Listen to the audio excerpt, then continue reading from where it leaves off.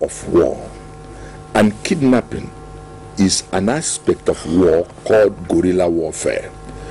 A tactics where you take your victim unawares and take him away to somewhere for ransom to be paid by others or for exchange of prisoners.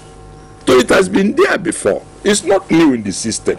So Nigerians could not say they don't know it has been existing all over the world. It's a mechanism of war.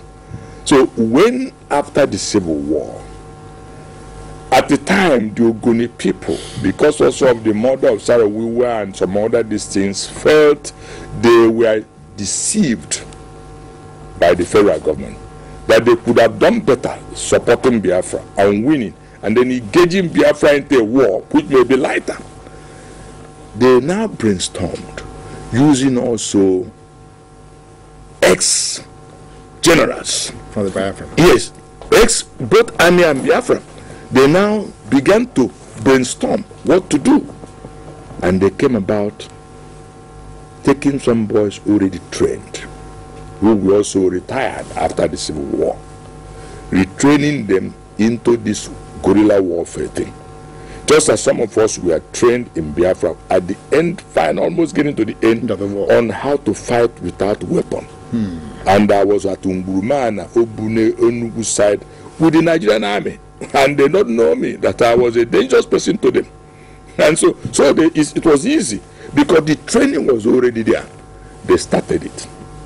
Now, when they got settled, some of them who had friends as Igbo man, and some Igbos also, they call Igbos because you can see all of them have a normal affiliation. Some even took part. They now said, there's money in this.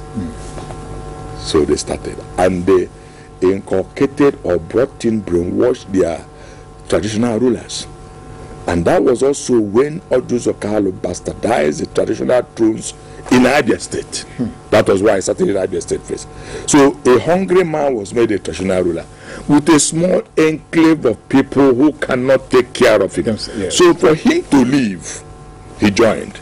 And that was how also selling babies came about in the East. And so it is a process, and from that it expanded. Some policemen who were also poor now bought into say, we know how to handle the gun. After all, we normally go for bank robberies and all that. So this is simpler. And so each one, they started as a group and began to split.